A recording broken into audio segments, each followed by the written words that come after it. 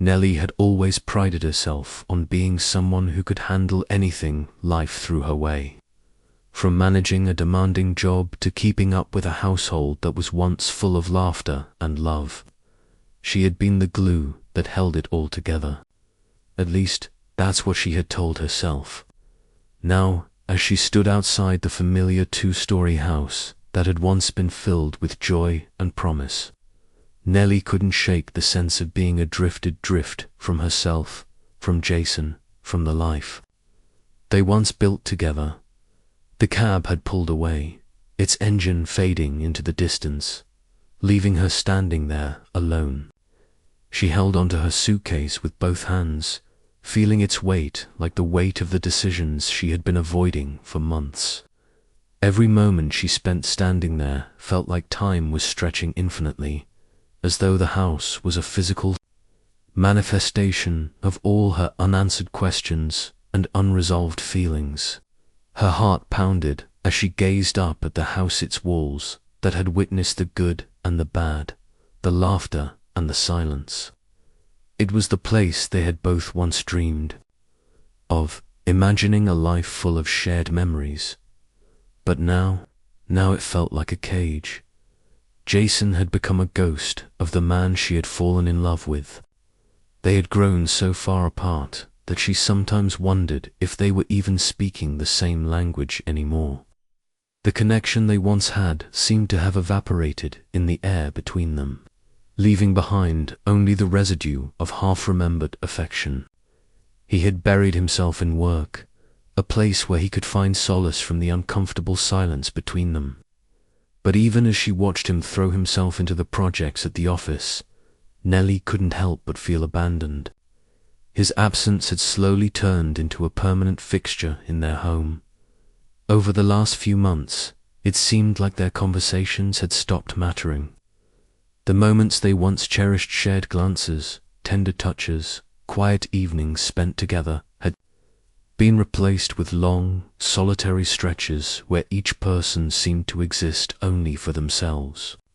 And what had started as Nellie's attempt to get away, just for a little while, had now morphed into something else entirely, a need to break free, to breathe, to remember who she was outside of being a wife, outside of being part of a relationship that no longer felt like it was hers to hold. She looked down at her watch. 2 hours until her flight, but that was more than enough time to fix what she had forgotten. Enough time to grab the passport, get back to the airport, and make sure that her plans weren't derailed completely. Yet, standing there in front of the house, a creeping feeling of indecision washed over her. Was this the right decision? The trip to visit her older sister Clara in another state was supposed to be an escape, a short break that would allow her to reset, reflect, and return with clarity. But instead of feeling relief, she felt a knot in her stomach. What was she really running from? The more she tried to focus on the excitement of the getaway, the more she realized that she wasn't just running away from Jason. She was running away from the overwhelming feeling that she had lost herself in a relationship that had begun to feel like a quiet war. She thought about Jason, about their years together, and how easily things had slipped away. In the beginning, everything had seemed so perfect, like a story she would tell their future children about how they met, how they had built this life together. But somewhere along the way, the chapters stopped being filled with joy and started to become full of miscommunication, misunderstandings, and silence. Jason had been so focused on his work, so consumed by it, that he had forgotten to pay attention to her, to their shared life, and to the little things that once meant everything. As she walked toward the airport, her thoughts continued to spiral. She had always thought that physical distance would provide emotional clarity, that if she could just step away, get some time for herself, everything would make sense again. But now, as she walked into the busy terminal, her thoughts were with doubt. The airport was chaotic. It was a Friday, and every flight seemed to be packed with people rushing to get to their destinations. Nellie tried to push past the noise, but each step felt like a reminder of everything she was trying to escape. The faces around her seemed so different from her own, full of hope, excitement, or the comfort of being surrounded by loved ones.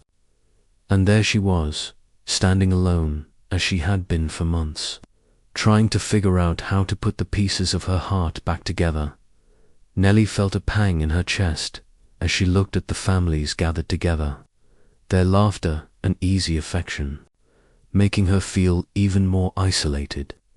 The couples holding hands, the elderly people supporting each other. Each gesture felt like a reminder of what she and Jason had lost without even realizing it. She had stopped noticing these little moments, just as Jason had. Her turn at the check-in counter came quickly. She placed her suitcase on the conveyor belt, feeling the cold metal beneath her fingers, and handed the attendant her documents. "Passport, please," the attendant said with a polite smile. Nellie's heart sank as she opened her purse and began searching through it. The panic began to rise in her chest, squeezing at her ribcage as she fumbled through her bag, tearing through every compartment and every pocket. Her fingers brushed against receipts, pens, and crumpled tissues, but no passport. She paused for a moment, the fear settling over her like a thick fog. She couldn't believe it. How could she have forgotten something so important? "Just a moment," she said, her voice trembling slightly as she continued her frantic search. The attendant stood there, waiting with a polite, but noticeably patient, expression. Behind Nellie, the line was growing, the murmurs of impatience becoming louder. "Ma'am, if you can't find your passport, I'll have to attend to the next passenger," the attendant said, the polite tone masking the growing irritation. Nellie, face flushed with embarrassment. She quickly scanned the counter, looking for anything she might have missed. But her search was futile. Her mind was racing, and it was as though everything she had done in the past few hours had been leading up to this one moment of failure. "I forgot it at home," she finally admitted, the words coming out in a rush. "I'm sorry for the inconvenience." She felt small. "Foolish Dot," the attendant nodded without comment, swiftly moving on to the next person in line. Nellie's face burned as she quickly gathered her things and stepped aside. She sat down on a nearby bench, trying to regain control of her racing thoughts. She could still make it back home to retrieve the passport. She could still make it to the flight. But there was something nagging at her, something she couldn't shake. The feeling that maybe this was more than just a forgotten passport. Maybe it was a sign that she was not meant to leave just yet. Her phone buzzed again, interrupting her thoughts. It was a message from Clara. "Everything's ready for you. Don't worry about anything. Just come when you can." Nellie stared at the words, feeling a tear slip down her cheek. She wanted to go. She needed to go. But the pull of something deeper, something unresolved kept her tethered to the place she had tried so hard to leave. Finally, Nellie stood up, wiped her tear away, and made her decision. She would go home. She would get the passport. And then, only then, would she decide what came next. The taxi ride back felt longer than it had on her way to the airport. Nellie watched the passing streets with a blank expression, her mind caught in a whirlwind of thoughts. It was as if time itself had slowed, and she was trapped in a moment that refused to end. The world outside the taxi window seemed like a blur, nothing more than a backdrop to her inner turmoil. She tried to focus on her breathing, taking slow, deep breaths, but every inhale only seemed to amplify the sense of unease she had been carrying ever since she left the house. The city outside felt unfamiliar, even though she had lived here for years. Each turn the taxi took reminded her that she was returning to something she had been trying to escape from, something that, despite her best efforts, seemed to have followed her everywhere.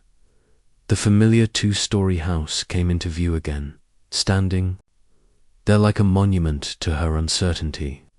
She didn't know why, but something about it seemed off this time. Maybe it was the lingering feeling of failure from earlier at the airport. Or maybe it was something more, an instinct she couldn't quite put her finger on. She instructed the driver to stop at the curb, her hands shaking slightly as she fumbled for her wallet to pay. "Thank you," she muttered, trying to keep the tremor from her voice. The driver nodded and drove off without a word, leaving her standing there with nothing but her suitcase and her doubts. Nellie stared at the house. The silence that surrounded it felt unnatural, as if the walls themselves were holding their breath, waiting for something to happen.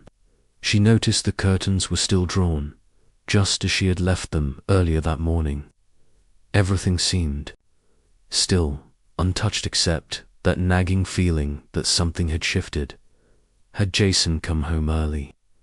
Or was it just the emptiness of the house that played tricks on her mind? She couldn't say for sure, but there was a weight in the air, a heaviness that didn't sit right with her. Her hand reached for the door handle, and as she did, the door creaked open slightly under her touch. That was strange. She was sure she had locked it before leaving. The thought of having forgotten something as basic as locking the door seemed impossible. Nellie's heart skipped a beat. Had she really forgotten to lock the door? It was such a simple habit, so ingrained in her daily routine, that it seemed almost absurd to think she could have made such a mistake. But there it was. The door was ajar. She pushed it open cautiously, her mind racing with a dozen questions. Why hadn't Jason texted her? Why had he been distant for so long? The house felt colder now, as though it had somehow become a stranger to her. "Jason," she called softly, her voice barely above a whisper. It echoed eerily in the silence. The sound of her own voice made her feel small, vulnerable. But there was no response, not even the familiar sound of footsteps. It felt like no one was home. The strange tension in the air grew heavier as she stepped inside, her footsteps muffled against the hardwood floor. As she walked through the hallway, she noticed subtle details that were out of place, things that should have been familiar but somehow weren't anymore. A chair that had always been pushed back against the wall was now slightly moved, as if someone had been sitting there or had just left in a hurry. And the vase on the coffee table, which had always sat perfectly centered, was now tipped over, resting on its side. The flowers were still inside, but the vase looked so out of place that it sent a chill down Nellie's spine. Everything was wrong. Nothing was where it should be. Nellie's heartbeat quickened, and she found herself at a crossroads. Should she leave? Should she just turn and walk away? Call the police? Her mind raced, trying to make sense of the situation. But before she could decide, something told her to keep going. To look further, she walked down the hallway, her footsteps slow and hesitant. There was a strange kind of dread building inside her, an icy grip that seemed to squeeze tighter with each step she took. The house felt too quiet, too still, as if it were holding its breath, just like she was. Her hand trembled slightly as she reached the staircase. The familiar creak of the wooden stairs under her feet made her pause. Each step felt like a decision, each step taking her further into the unknown. When she reached the top, the muffled sound of voices drifted from the master bedroom. Her heart stopped in her chest. The voices were low, barely audible, but there was something about them that felt wrong. Nellie stood frozen for a moment, unsure whether to keep going or retreat, but something pushed her forward, insistent need to know, to understand what was happening in her own home. She moved closer to the door, which was ajar just enough for her to peer inside. Her breath caught in her throat as her eyes adjusted to the dim light filtering through the window. And then she saw him. Jason. But he wasn't the man she had left behind this morning. Jason was sitting in a chair in the middle of the room, his body slumped slightly, his hands bound tightly to the armrests. A cloth was tied over his eyes, a makeshift blindfold. His temple was bruised, and there was a visible cut on his forehead, still bleeding. Around him were 4 men, hooded, masked, their presence intimidating and cold. They were speaking in low voices, too low for Nelly to make out the words, but the conversation was laced with tension and danger. One of them held a gun, its cold metal gleaming in the dim light. Nelly's breath caught in her throat. She stumbled backward, her hand flying to her mouth to stifle a gasp. Her world tilted, and for a moment, it felt as though the ground beneath her feet was shifting, spinning. This wasn't just an argument or a misunderstanding. Jason wasn't just being distant. This was something far worse she was witnessing. Her husband's worst nightmare unfold before her eyes. Her heart raced. She had to act. But how? What could she do? She backed away slowly, making sure not to make a sound, trying to keep herself hidden from view. Her mind was racing. She couldn't just walk away. Jason was in danger. He needed help. But what if they heard her? What if they came after her next? Nelly's mind scrambled for a plan. She needed to think fast, to find a way to get help, but she couldn't do it alone. The weight of the situation pressed down on her, and the realization hit her like a wave. The last thing she expected to find upon her return was her husband, held hostage in their own home. But she knew one thing for sure now. She wasn't leaving without him. Nelly's mind raced. She had never felt so helpless, her body frozen in place as she listened to the muffled voices of the men upstairs. They weren't just speaking, they were plotting, deciding what would happen next. Her chest tightened as panic surged through her veins, but she knew she couldn't afford to act on impulse. Her husband, Jason, was in danger, and one wrong move could make things worse. Taking a deep breath, Nelly's legs finally found the strength to move. She needed a plan. She needed to get help, but the only thing she had on her was her cell phone. Her mind flicked back to the earlier moment at the airport, where she had been so caught up in her own turmoil. Now, none of that mattered. What mattered now was getting Jason out of here. Her hands shook violently as she moved toward the living room. The air felt thick, suffocating, as if the house itself was holding its breath. The soft click of the living room light turning on felt like a gunshot in the silence. The house seemed to grow even quieter as Nelly glanced around desperately for her phone. She had left it on the couch earlier, and her heart skipped a beat when she spotted it nestled between the cushions. With trembling fingers, she grabbed it, dialing the emergency number as quickly as she could. The seconds felt like hours. The soft buzzing in her ears sent a chill down her spine. Finally, a calm voice answered. "Police, what is your emergency?" The relief of hearing someone on the other end was almost overwhelming, but Nelly knew she had to keep it together. Her whisper was barely audible as she forced the words out. "Please help. My husband is being held hostage. There are 4 armed men in our house." Her voice wavered, but she steadied herself, her mind on Jason, on his safety. "I'm in the living room. They're upstairs with him."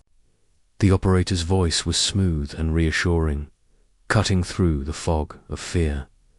"Ma'am, are you in a safe location?" "No, she whispered. "They're upstairs. Please, they're armed." "I don't know what to do. I need help." "Stay calm," the operator urged. "We have a patrol car near your area. Help is on the way. I need you to hide. Keep your phone close and stay quiet."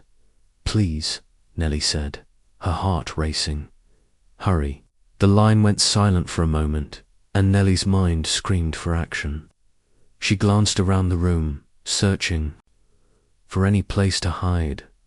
The kitchen, the bathroom. No, they were too obvious. Her eyes caught sight of a small closet under the stairs, a place she hadn't thought of in years. It wasn't much, but it could be enough. Without hesitation, she moved swiftly, her footsteps silent on the hardwood floor. She reached the closet and opened the door, stepping inside as quietly as she could. She pulled the door closed behind her, the small lock clicking into place. Inside, the air was damp and thick, and the smell of old coats and dust filled her nose.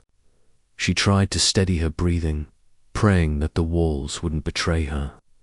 The phone was still in her hand, the line open, but she muted it. Every sound, every footstep outside the closet made her tense. Nellie squeezed her eyes shut, trying to block out the noise. She could hear the men upstairs moving round. Their footsteps echoed in the silence, punctuated by low voices, as if they were searching for something or someone. She held her breath as their footsteps neared the stairwell. She could hear them questioning each other, asking if anyone had seen something strange, something out of place. Suddenly, the door to the closet jiggled. Her heart skipped a beat. She pressed herself against the wall, hoping that the flimsy door wouldn't give way. "The door's locked," one of the voices said, irritation creeping into his tone. "Must be nothing in there." Nellie's hand was shaking so badly that she had to grip her phone tighter. She could feel her pulse pounding. In her ears, the men's voices became more distant, but their threat loomed larger in the cramped space around her. The tension was suffocating. She strained her ears to hear their next move. Her phone buzzed in her hand, an alert, a message, but she couldn't look at it. She needed to stay focused. Then she heard the sound of sirens, faint at first, but growing louder. She felt a wave of relief, but it quickly dissipated as she heard the men's voices rise in alarm. "It's the police," one of them shouted. "We need to move, now." The footsteps above her began to quicken, the sound of heavy boots rushing down the hallway. The men were panicking. They were losing control. Nellie knew that this was her only chance. She had to remain hidden, but she also had to trust that the police were on their way. She heard crashing, glass shattering somewhere in the back of the house. Someone was trying to escape, trying to flee before the law caught up with them. The urgency in their actions was palpable. Nellie's heart raced. She listened to the footsteps above her, counting every second. There was no room for mistakes now. The sirens outside grew louder, signaling the arrival of the authorities. "Move out, move out," another voice shouted.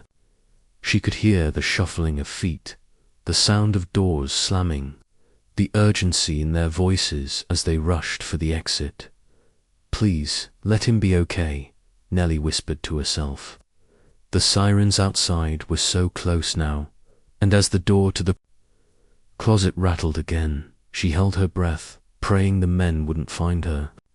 The heavy footsteps moved past her hiding place, but the door to the closet never opened. Minutes felt like hours, but eventually, the sound of the police's amplified voice boomed through the house. "This is the police. Come out with your hands up." There was a flurry of movement, followed by chaos, the sound of doors being kicked open, shouts, the sharp crack of gunshots. Nellie trembled in her hiding place, unsure of what was happening outside the small, confined space. The noise intensified, and she could hear the men scrambling to escape, their voices muffled in the fray. Finally, after what felt like an eternity, there was silence, a tense, suffocating silence. Then, the knock at the door. "Police, is there someone inside?" The voice was calm, but Nellie could hear the concern in the officer's tone. Her heart leaped. She unlocked the door slowly, the relief almost overwhelming. Stepping out, she found herself face to face with an officer, who was quick to assess the situation. "You're safe now," he said, his voice gentle. "Are you all right, my husband?" Nellie breathed. "Where is my husband?" "He's being attended to by the paramedics," the officer replied. "He's injured but conscious. 2 of the suspects were apprehended. 1 was injured while trying to escape, and the 4th is still on the run. We're tracking him through street cameras." Nellie felt a knot in her chest release slightly. She stumbled outside, where an ambulance had already arrived, the flashing lights illuminating the night. Jason was lying on a stretcher, his face pale and bruised, but his eyes were wide open as he looked at her. "Nellie," he whispered, a weak smile breaking through the pain in his voice. Tears welled up in her eyes as she rushed to his side, gripping his hand tightly. "I'm here," she whispered back, her voice trembling. "I'm here." The paramedics were quick to move, but Nellie stayed close by his side, not letting go of his hand. They carefully loaded him into the ambulance, and as the doors closed, Nellie glanced one last time at the house, the place that had once felt like home, but now seemed foreign, haunted by what had just transpired. She looked at Jason, who, despite the blood on his face and the bruises on his skin, managed a small smile. He was alive, he was safe, but she wasn't leaving this time. She wasn't running away again. This was the moment she realized that their journey together wasn't over. It was only just beginning, and as the ambulance drove away into the night, Nellie knew this was the start of something new.